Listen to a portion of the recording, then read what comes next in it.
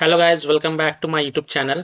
In this video tutorial, I will show you how to download and install Isonzo game on PC for free till March 19. So open Epic Games Launcher and in the search store you can search for Isonzo and tap on this Isonzo base game.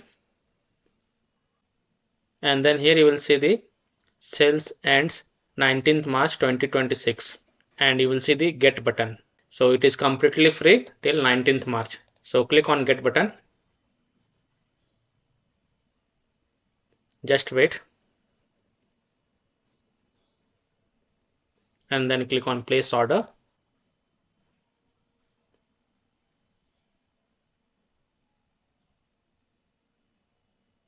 Please wait. You will then see the view in library button. So click on view in library.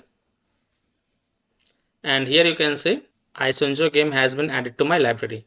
So click on install and then again click on install button. Click yes to allow.